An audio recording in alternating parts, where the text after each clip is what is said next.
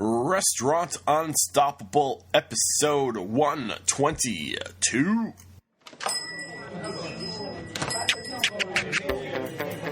Are you ready for it factors, success stories, failures, and bombs of restaurant industry knowledge?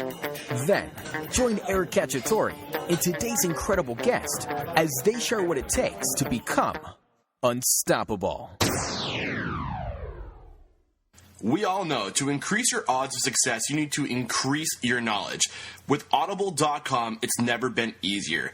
Go to audibletrial.com/unstoppable to get your free 30-day trial today and become unstoppable. With excitement, allow me to introduce to you today's guest, Chef Chris Hill. How you doing, Chef? I'm doing great, man. How's it going? I am terrific. Are you feeling unstoppable today? Hell, I haven't been stopped so far. Let's go for it. All right, let's do it. Atlanta native Chef Chris Hill is the proprietor and personality behind the brands Bachelor Kitchen and his bistro, The Three-Way Cafe. When asked his mission in life, Hill states, "My goal is to reach people on any number of levels. For me, I am lucky I get to do that through food and through writing stories. Things we can all relate to, a common ground of sorts." And Chef, that's just a quick aerial view of who you are and what you're all about. Let me pass it over to you now to dive deeper. Starting with, how did you get started in the industry?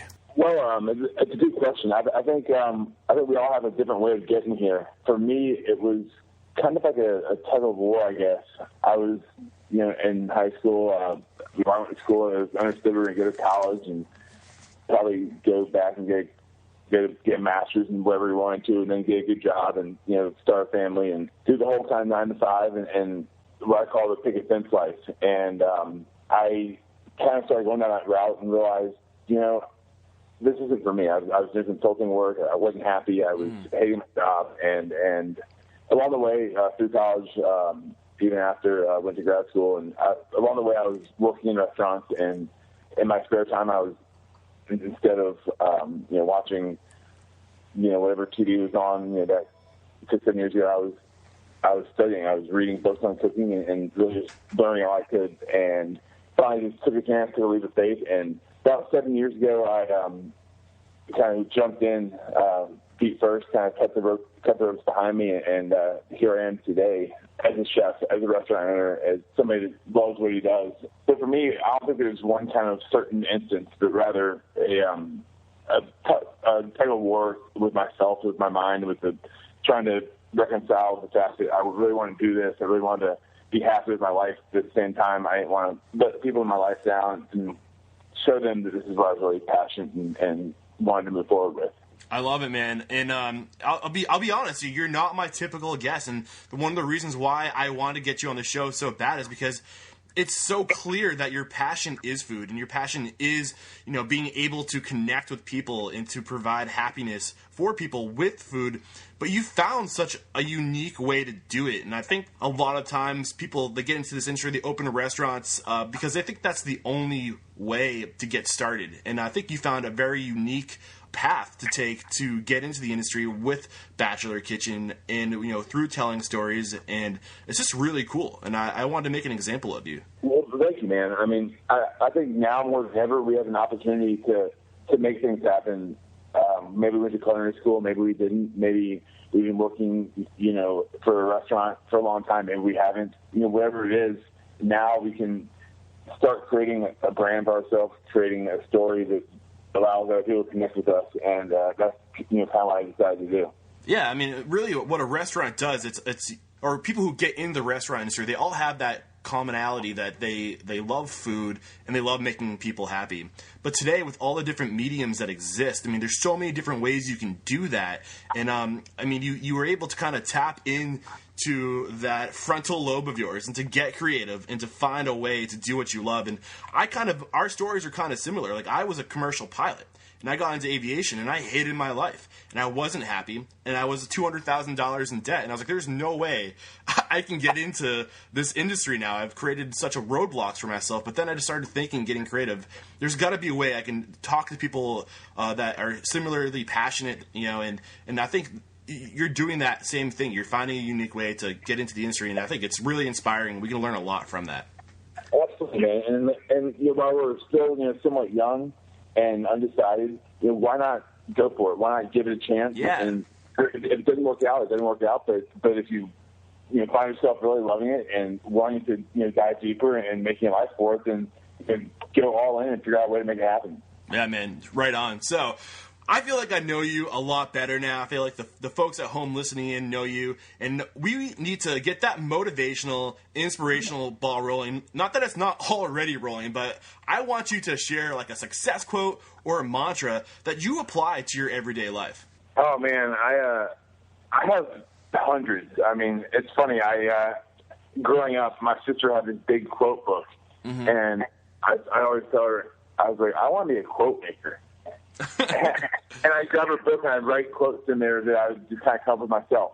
I think there's one that would kind of stand out in my mind more than anything, that when I wake up to when I go to bed, it would be from, I don't know if you know Eric Thomas, E.T. the hip-hop preacher. He's awesome, man. But he's got a YouTube video out there. His message is, when you want to succeed as bad as you want to breathe, then you'll be successful. Can you say that one more time for me, a little bit slower?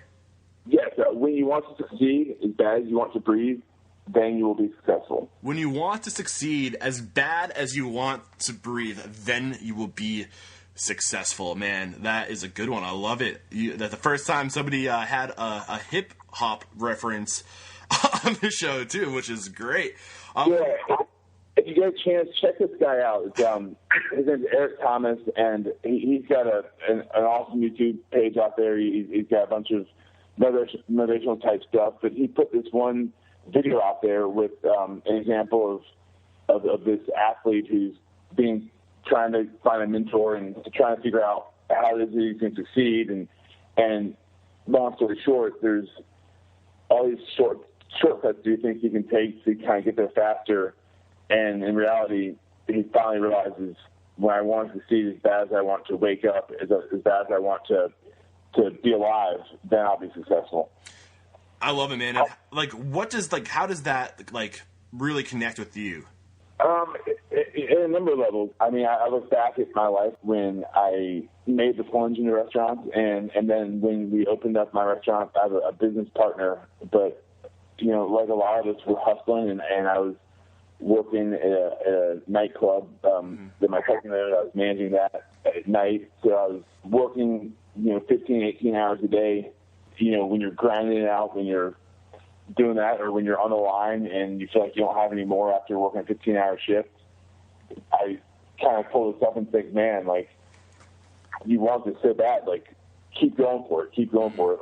That's when you think it's time to give up, you have this. And so for me, that's kind of what keeps me going, what kind of keeps me going when things are feeling difficult, things are kind of stacked against me. I love it, man. And what was kind of unique to me, and what kind of really stood out to me with this quote, is that breathing is a natural thing. So when you want to succeed to the point where it's just natural, you think up and you don't even have to think about it. It's just everything you do in your life is working towards that goal because it's so natural. That's all you can think of, and it's not work. It's just surviving, and it's just what you do. You breathe. You work towards that goal to be successful, and I think it's just a really strong, powerful quote. Thank you for sharing that. I know I'm motivated, so I need to find out what it is about Chef Chris Hill that makes him so successful. What are your habits, your it factors? Well, I would say kind of two overarching themes, one of which hits back on the last point of being willing to do whatever it takes to get to where I want to be. Knowing that it's going to take a lot of work, and knowing that you have to put the time in. And when other people are sleeping or out drinking at the bars or whatever else, like last night, you and I are tweeting back and forth and on Facebook at 1 o'clock in the morning. Doing those things that aren't necessarily sexy or fun or that exciting, but the things that are going to help us get to the next level. So for me, it's going all in and knowing that this is my shot, and I'm going to put everything I can into every single possible day. What would you say the secret to that is? What makes it possible for you to do whatever it takes, to show up every day and to drop every last piece of effort into this? I recently, I guess last year, I gave a TED Talk. I'm actually giving another one here in a month or so, but gave a TED Talk on fulfillment and kind of how I transitioned from a job and a life that I really wasn't happy with, that I hated staying at a desk all day, to where I am today. And as I was kind of going through the talk, I was trying to figure out what made my story unique, what made me, worthy of staying on the stage and telling my story. And I realized that for me, there's three things that kind of tied together that all had to kind of work in tandem to feel fulfillment in your life. And for me, that was connecting. So connecting with the work you do, whether it's, as a chef, I think it's a great example, connecting with the people around us, connecting with the ingredients, hopefully we use local or organic or fresh ingredients, and then also connecting with our customers. So connecting across the board with everything we do. Also communicating the work that we want to do. I absolutely hated staying at desk all day. I was making PowerPoint presentations and Excel spreadsheets, and I wasn't communicating who I really was, who I was really wanted to be. So finding a way to communicate the work that we really want to do. And then finally, it's adding value to the world, your life, outside just yourself. That's helping people, that's mentoring your sous chef or line coach. It's doing work, high-traffic managing on the weekends, whatever it is. It's giving the world something that shows that you're not just in it for yourself. And so for me, I try and take these three pillars of connecting, communicating, and adding value and applying to my life every single day. I see so much of all three of those in my work every single day that it's almost hard not to. And so it's been a couple of years now since I've been kind of taking this mantra, and it's been super successful for me. And I think anybody that works in a restaurant or that's in any sort of industry can apply these to their life, to their career, and hopefully get some fulfillment out of it. Awesome. And I mean, that was a great explanation. And now I want you to take us on a story. I mean, you are a storyteller, which has me really excited. So can you tell us a story, bring us down to the moment where this it factor of being able and willing to do whatever it takes really shone through? I think in opening the restaurant, I was literally working 18 hours a day. I put pretty much my money into making it happen. Plus I just started my Bachelor Kitchen brand, so I was not making any money off the Bachelor Kitchen brand.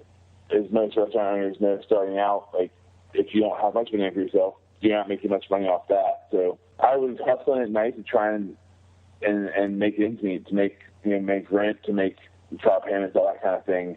It took all of this. It took knowing that I was doing something that I was passionate about, knowing I was making a difference in people's lives, and knowing that I was really able to connect with the people and the things around me. For me, I think that's probably the moment I'm probably most proud of, I think, is being able to get through that first probably couple of years where I wasn't getting paid from the restaurant, I wasn't getting paid from the Bachelor Kitchen stuff, but knowing that it'll pay off in the end, knowing that I was doing something I was super passionate about and that would help me in the long run.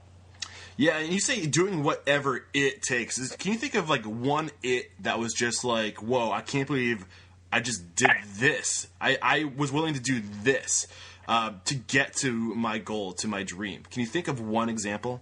Well, actually, on Friday, I'm heading to South by Southwest to work an event for Gary Vaynerchuk. And if you're not familiar with him, go check him out. He's a great businessman, great social media guy, mentor I really respect. And, I've been on his radar for a while, and I've hustled my ass off to try and get on his radar, be a part of everything he's doing. And in turn, he's given me the opportunity to work for him this weekend. I'm not making any money off of it, but I knew it'd be a good kind of PR move, a good way to stay in his corner I really told myself, 6 months ago, do whatever it takes to find a way to work with him, because when you show him, when you prove to him, how valuable you'll be and how you can make him look good, it'll obviously work out in your favor. So if there's if I was going to have kind of one thing that I can think of in recent past, or kind of obviously this weekend, it'd probably be that. Yeah, man. And I mean, we can learn so much from that, because it's the people that are willing to sacrifice, to do whatever it takes, to surround themselves with people like Gary Vaynerchuk. If you guys don't know who he is an extremely successful businessman. But when you surround yourself with these incredible people, you can learn so much and you rise to their level. And they say that you're the average of the 5 people you surround yourself with. So, I mean, we can all learn from that story, Chris, and we can think about who's in our community, who's somebody we want to be more like, and go approach that person, do whatever it takes to get on their good graces, and then they will carry you up to their level. So, I mean, yeah, absolutely. And I know you read that Dear Chef's article that I wrote. And then once you get there, then it's your kind of obligation, and it's up to you to pass the baton on to the next guy. Yeah, man, that full circle is so important. When you start taking care of people and helping them get to where they want to go, I mean, it all comes back to serve you in the long run. And we're learning so much, but now we got to find out, I mean, when was one time you failed? We can learn so much from the successes of others, but we really learn from those failures. So tell us about a time, Chef Chris Hill, where you just fell hard on your ass. How did you get back up, and what did you take away from this experience? Oh, man, I think any successful person told you that they've failed more times than they can count, and definitely failed more than they've succeeded. One that really stands out in my mind that I've obviously learned from, but 2 years ago, I had somebody offer me an opportunity to be a partner with me in my Bachelor Kitchen brand. I talked through it with him, and we made some negotiations and figured it out. And long story short, we built a studio kitchen, so we're going to be filming every day. We created a magazine. His team worked on my website. Shortly after, not to get into too many details or anything, shortly after I kind of got screwed. To this day, I haven't really reconciled things with him, and he's kind of held a lot of my content kind of held captive from me. And for a while, it was tough. It was like I put my heart and soul into this thing, and here I was trying to trust somebody to work on something and build something with me together, and I made the wrong choice. Obviously, learned from it looking back, but there's a lot of these things, That for me is definitely hits home. So it sounds like, if I'm hearing the story correctly, you had somebody approach you. They wanted to go into a partnership with the Bachelor Kitchen, and the partnership just wasn't right. What wasn't right about the partnership? Like, what specific things went wrong? Like, where weren't you paying close enough attention? If you could go back and do it over. Yeah, I think this could apply to starting new restaurants as well. I think partnerships work out a lot better when you have somebody that is already in your corner going into things versus somebody approaching you from a distance and saying, hey, I like what you're doing. Let's talk about things and see how I can help you. Mm-hmm. I was at a point where I wasn't getting paid from the restaurant yet. I wasn't making money off the Bachelor Kitchen. I was actually paying money every month.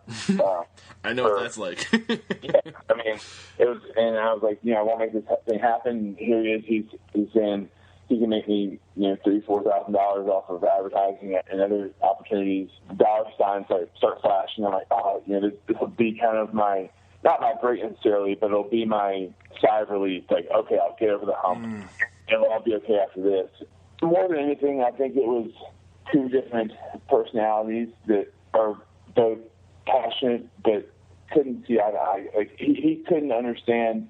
He came from a corporate side. He came from a business building side. He couldn't understand hey, dude, I got to be in the restaurant for 6 or 8 hours a day. And he wanted me to drop things, and I wasn't able to.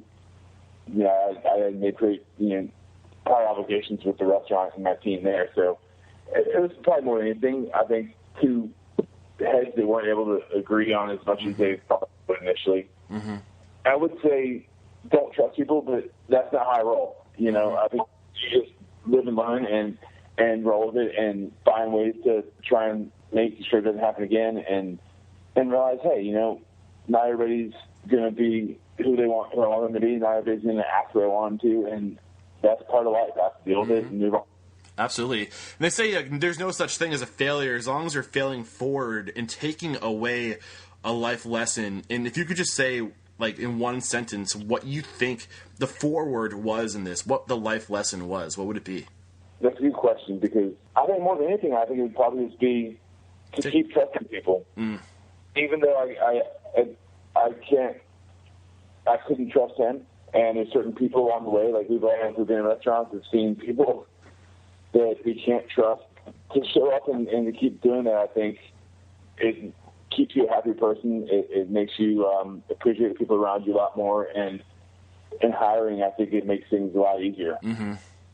Yeah, I mean, if what I'm hearing, if I could use just one word, I would say stay buoyant, buoyancy, and don't let the hiccups get you down. Keep going, rebound, and just, don't lose that faith in that overall goal.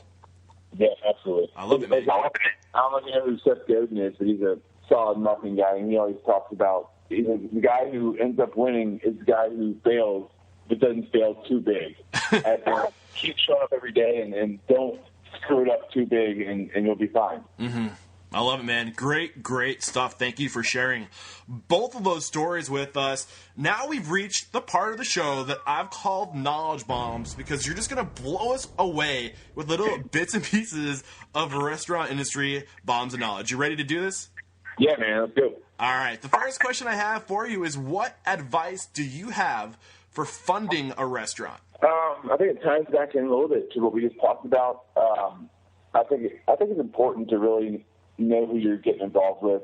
I'm opening up a restaurant here in Atlanta early summer, and I'm doing it with my brother and brother-in-law, which sounds great, and I'm excited. But at the same time, you don't want to ruin a family partnership family relationship, over a restaurant or something like that. So I think knowing the people that you're getting in the business with, you're spending a lot of time together. Whether it's there in personal time or not, it's in the trenches, and it's finding a way to make things work, putting your personalities aside. And aside from that, I think building a personal brand to where you're an attractive offer for people. I'm at a point in my career now where I've been able to leverage things like Facebook and Instagram and Twitter and medium where I'm writing and telling stories and doing TV shows kind of all over the Southeast, and using those mediums to build a brand and say, hey, this guy's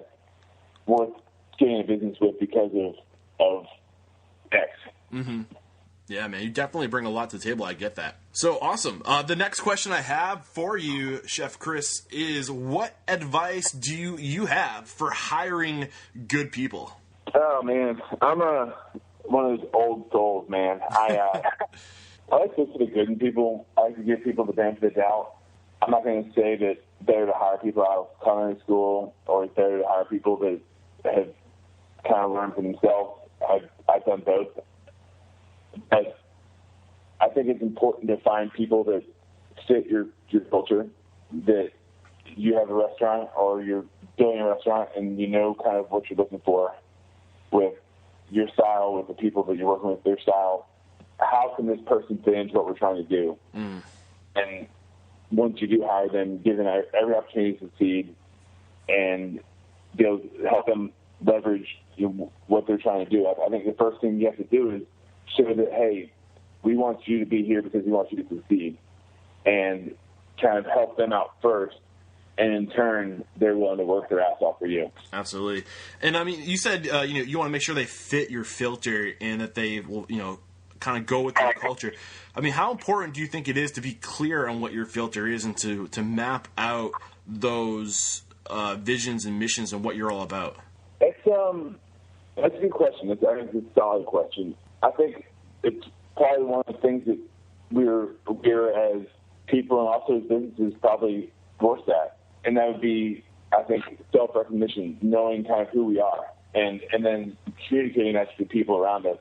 I think so many people either are assholes and over the top, or like in the moment, or they are trying not to get anybody upset and kind of just keep away from the confrontation. And I think somewhere in between the two, where you have to give the people that you're hiring that work for you, they have to know why they're there. They have to believe in what you're doing, and when you hire them, I think they need to know what your goals are, and know what they want to get out of working for you. If they are looking to be a superstar chef and work for you for 2 years and then move on to do their own thing, great.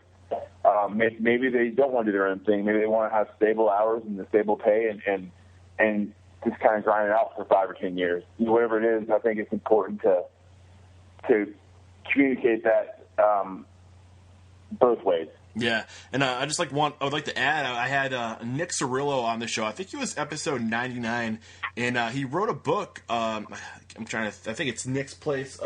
Crap, where's his book? Hold on a second. I gotta make sure I get it right. Oh, hold on, I gotta take my earbuds out. I'll be right back. Yeah, man. All right, I'm back. Sorry about that, Chris. All right, so yeah, Nick Cirillo, he wrote the book A Slice of the Pie, and he is the owner of one of the most successful independently owned pizza places. I think it's like one of the top 5 indie restaurant pizza places, but it's in Chicago. And he talks a little bit about this, and he says you have to listen to that episode because he talks about the importance of writing down these things and making sure that these your culture, your mission, your vision of who you are is clearly spelled out, so the people who are being interviewed with you can see what you're all about, and there's no question. And I think you're dead on. Yeah, man, you're dead on with just adding that piece of information because you need to make sure people know who you are, and I think that's great advice. Yeah. And it's not really fair for either party if you don't communicate that, because you're hiring somebody to fill something that they're not really sure that they're looking to get into, and then you're wasting your money by hiring somebody and training them to not work out in the long run. Yeah, man.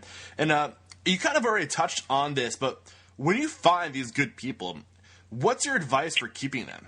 To go back to Gary Vaynerchuk, he talks about with every relationship and business that he has, he wants to give 51%. And his motto is, if I give 51%, I'm still getting 49 in return, which is still a hell of a lot. But if I'm getting 51, then I have leverage down the way. When somebody's sick and I need an extra body, I can call in somebody and they'll feel like they want to work. Okay. But how do I get that 51%? And I think that's what people also struggle with. And I think it's really more anything just being genuine and honest and being what people call a good boss, is looking out for their employees and putting them first. For not that I'm the best boss ever, but for 3 or 4 years to make a restaurant successful, I wasn't getting paid a dime, and I was making sure my employees were getting paid, and we would take them out for a drink every now and then, and just trying to do things that would make people feel like they're part of what you're doing and that you appreciate and want them around. And what I think I'm hearing from you is, you got to tell yourself, you're not here to work for me. You're here so I can work for you. Exactly. Yeah. What can I do to help your career move in the right direction? And as long as you're here, I'm happy to help make that go for you. Awesome, man. I love it. Awesome, incredible advice. So the next question I have for you, Chef Hill, what is your favorite restaurant resource? I mean, there's so many incredible books out there, and I can tell that you're somebody who invests a lot in themselves with knowledge, with reading. So if you could recommend one restaurant book, or maybe it's a personal growth book that somebody in this industry just has to read, what would it be? Oh man, as you just guessed, I have a library full. I want to give you a couple that I think people out there could really benefit. Strictly from the restaurant standpoint, if you've never read Danny Meyer's Setting the Table, the founder of Union Square Hospitality Group, which they own a bunch of restaurants in New York and Shake Shack. He gives a great account of what it takes to win the restaurant industry and in business, and it really kind of goes back to the hospitality, not just to the customers, but to the people around us. I would definitely check that out. In terms of a chef resource, I'm a huge fan of Andrew Page and Karen Page and Andrew Dornberg's The Flavor Bible, and also I have a blank on the other one right now. But The Flavor Bible. They actually, the authors of The Flavor Bible, they actually just came out with a new book too. I don't know if you know this. It's the Vegetarian Flavor Bible. Yeah. And then there's also, they have the just escaped me. But those two are great. And then I don't know if you're familiar with Michael Rollman. He's got some amazing memoir type books out there. The Making of a Chef, The Soul of a Chef, and some other great charcuterie books and things like that. Yeah, I just recently finished The Soul of the Chef, and man, that book, it just really resonated with me because he starts talking about what it is, the soul, and that's I started asking the question, what is your it factor? And then I read that book, and it just, man, like so much of what I'm learning from incredible people like you just kind of came out through that book. It's an incredible read, and the audio version is really good too. I'll check it out for sure. I got a 10-hour drive to Austin here in a couple days. What was your favorite part of that book, The Soul of the Chef? I'm a huge Thomas Keller fan. So when he's that's the one where he talks about Keller and Michael Simon and all them, right? It's Brian Poland, Michael Simon, and Thomas Keller, and they kind of just really dives into like what makes these people successful. Sorry, go ahead. Yeah. Sorry, I get that one confused with The Making of a Chef, which is his journey through the Culinary Institute of America. Okay. Check that one out too. It's awesome. I have not read that one. I will have to. I was getting the two confused, but I'm a huge Thomas Keller fan, and going through that whole story with him, and kind of seeing again, like we all go through adversities, we all have challenges and setbacks, and not straying from the mission, and staying focused on what you want to do, and believing in yourself, and knowing that what I have to offer, people are going to appreciate, and as a result, we have the French Laundry, the probably most acclaimed restaurant aside from maybe El Bulli in the world. Yeah, man. Thomas Keller is definitely something to learn from. If you want to tap into the mind of Thomas Keller and think like he thinks, pick up those two books by Michael Rollman. Really gives you some incredible insight to what makes Thomas Keller successful. So thank you for sharing those references. Awesome books. The next question I have for you, and I'm excited for this one because you have a master's in marketing. So what is your best marketing advice for somebody in the restaurant industry? If you're not part of the conversation outside of your restaurant, then you're doing a poor job. What do you mean by that? Meaning, if you're not on Instagram, on Facebook, on Twitter, communicating with the people out there that are your customers, or your potential customers, then you're missing a huge opportunity. And I get the old school folks that are chefs that are 60 years old and they're looking to retire soon and aren't looking to make that jump. But for any of us that have 20 or 30 years left in this game, if we're not out there building our brand, with every opportunity we have, then I think there's a huge opportunity that's being lost. Mm-hmm. Whether we're a part of it or not, the conversation's out there, so you might as well try and make yourself a part of it. Yeah. Can you speak a little bit to not just what you're doing on the social platforms, but when you say joining the conversation in real world with face-to-face, what do you think about that? Absolutely. If I'll take face-to-face any day of the week. Yeah. Over anything else. If I know who my customer is and they're in my restaurant, that's my kind of gold mine to go up and say, hey, thank you for coming. We appreciate you being here, and making sure that they have the best possible opportunity and experience at the restaurant. Yeah. And the reason why I asked Chef Hill, because I think a lot of people, they struggle with what to do with social media. They don't know how to do social media. But the thing is, all you're doing is doing what you do every day, and then you just use social media, and it takes a lot of self-control. I'm not good at this. Like, I always miss opportunities to bring people on the outside into what I'm doing, the people I'm meeting, the conversations I'm having. But you just do what you do normally, and you just open the windows using these mediums to show people who you are and what you're all about and what makes your restaurant and yourself special. Exactly. I think so many people got kind of burnt out in the early days of Facebook, where if any of us in the industry are on there, we've seen our friends that are bartenders and they'll post, "Hey, come out for happy hour. This is a special, blah blah," and it's pushing content out versus using those mediums to tell a story. You know, to give people don't need a reason to buy, you know, a $2 beer. They can go buy a 6-pack for $6 or $8. They need a reason to connect with a restaurant that they want to go out and try that they never tried before. And how you get them in the door, and how you get yourself in a position where they become a potential customer. Yeah, maybe it's being a badass chef and working your way up and creating your reputation that way. And I absolutely agree with that. That's something you have to do, and that's kind of the core and staple of what we do as chefs. But in addition to that, kind of along the way, how can I show people, you know, who I am as a chef, as a restaurant owner, as a manager, whatever, as somebody that's in this industry, to make people happy. Yeah, man, awesome, great advice. And we're kind of talking about it with social media technology, but let's dive a little bit more into technology. And with all these, you know, improvements in technology and how technology has been evolving, there's so many numerous ways we can leverage some of these resources, some of these technological resources to be more productive, to be more proficient, and to be more profitable.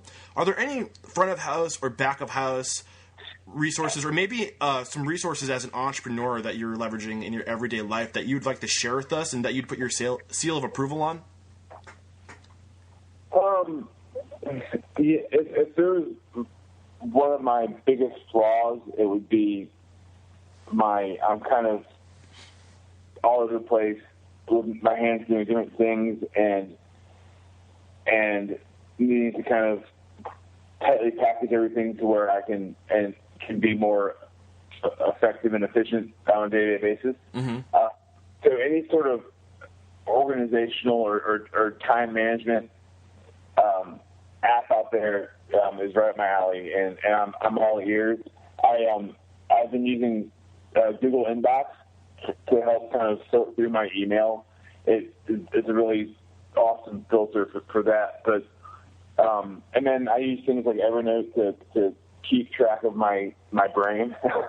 Do you, by chance, have you heard of The Secret Weapon? No.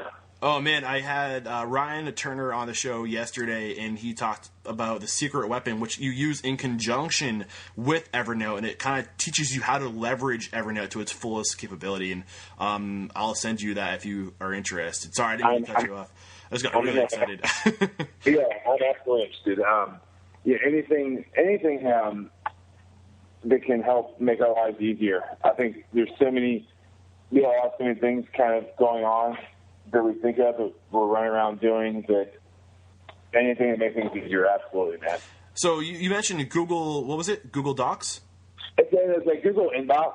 Okay, Google Inbox and Evernote. Is there anything else you wanted to share with us? I wish there was.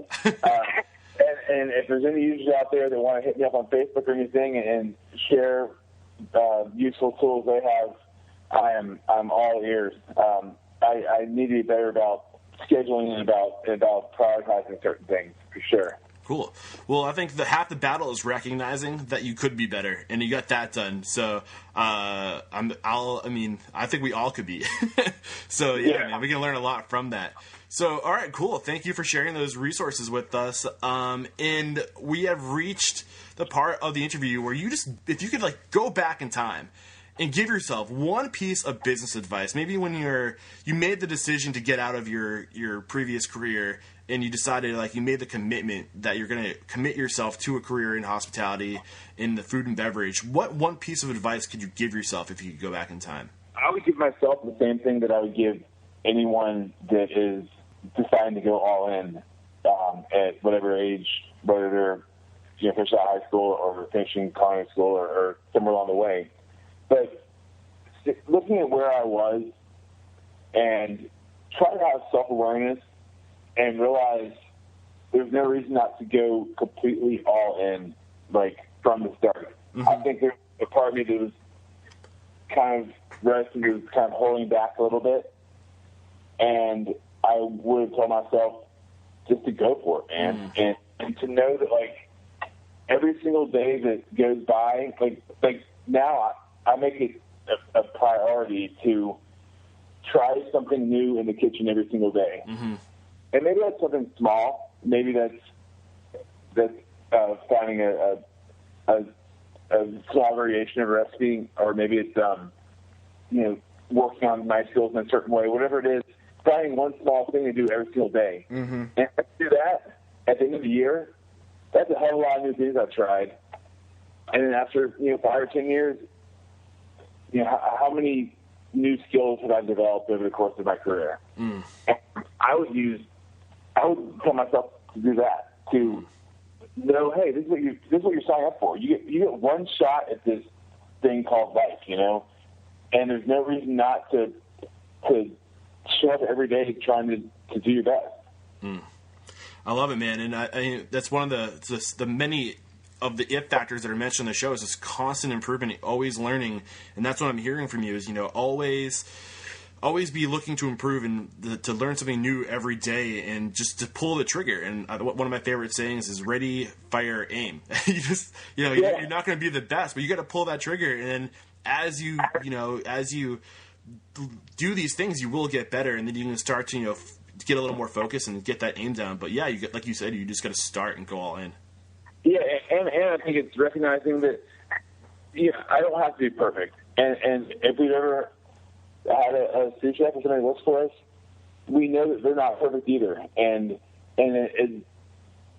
part of the battle, part of the excitement and climb and joy of the climb for me is going from a certain place or seeing somebody go from a certain place and getting somewhere else, and so iterations along the way that make it all worthwhile. Yeah, and we learned from Chef. You mentioned Chef Thomas Keller, and he talks about this.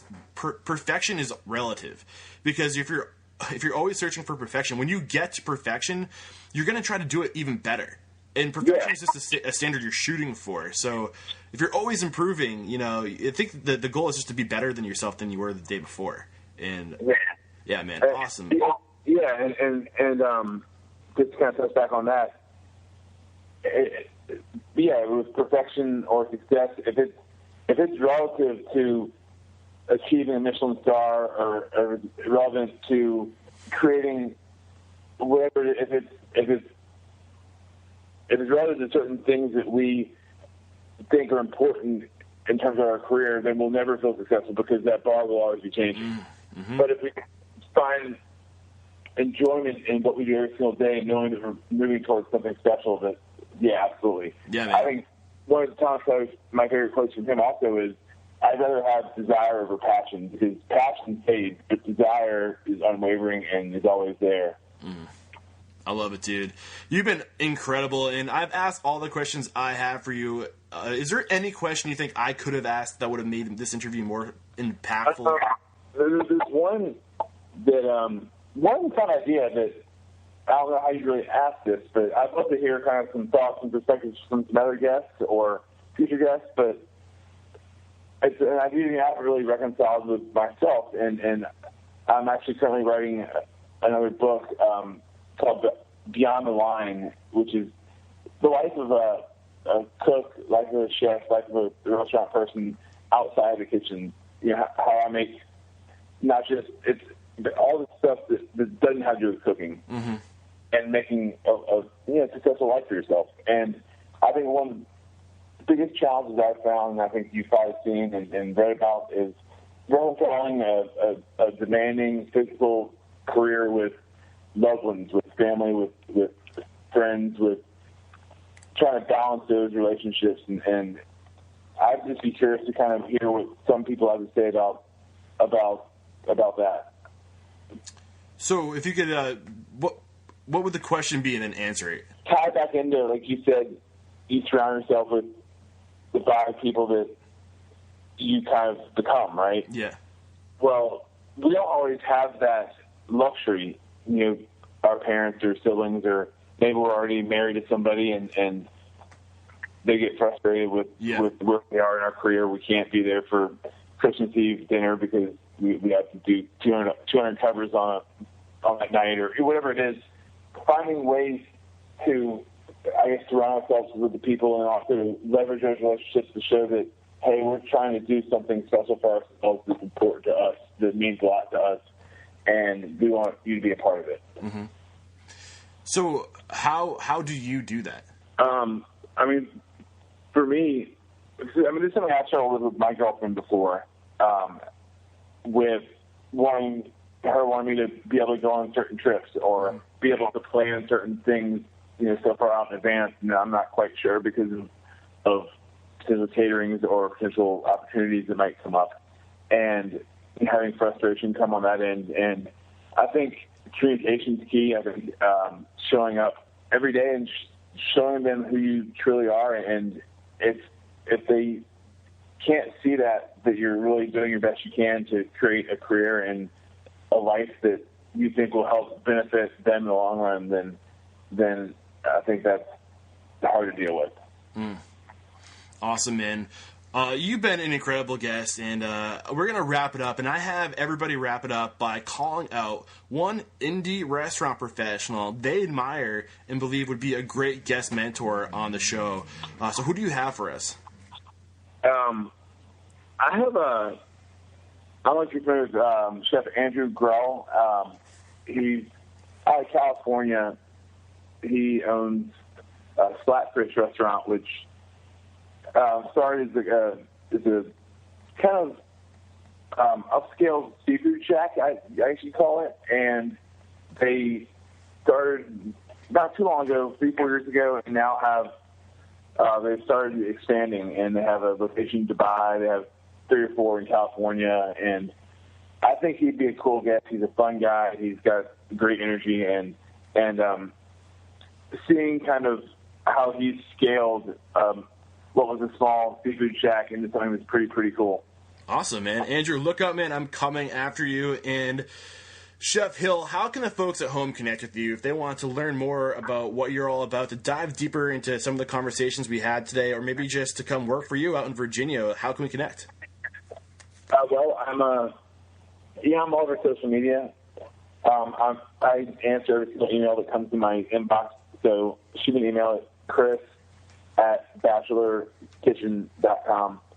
I'm happy to connect with any of you guys out there and answer questions. Like I said, I'm opening up a restaurant in Atlanta here in the early summer of 2015. So if any of you guys are looking or are in the area, I'd love to chat with you. On Facebook, /Bachelor Kitchen, same thing with Instagram, and then on Twitter, /BACH Kitchen. So awesome. I'm everywhere, man. And if you guys are struggling to find a pen, don't worry about it. Just head over to www.restaurantunstoppable.com/Chris Hill, and you'll find links to how to connect with Chris, to the products and services we talked about, and to all the books that were mentioned in today's episode. Chris, man, you were so incredible. Thank you so much for taking the time and energy to be a guest on the show. There's no questioning you are unstoppable. Thank you, man, buddy. I had a great time. Boom! Another great episode in the bag. Thank you so much to our amazing guest today. If you guys enjoyed this episode and you want more episodes just like it, don't be afraid to connect with me. Shoot me an email, eric@restaurantunstoppable.com, and I will do everything humanly possible to go after those people you think would make great mentors here on the show. Also, head over to www.restaurantunstoppable.com/books and /tools to find recaps of all the books and tools our Unstoppable guests use day to day. It's my way of trying to provide more value for you guys at home. So if you want one place to go to see what people are reading, what these successful people are using in their kitchens, in their personal life, what tools they are leveraging, again, head over to www.restaurantunstoppable.com/books and www.restaurantunstoppable.com/tools. You can see everything right there. Thank you guys, like always, for coming out, listening to the show, and learning from these incredible guests. Together, we can become unstoppable. Until next time, peace out.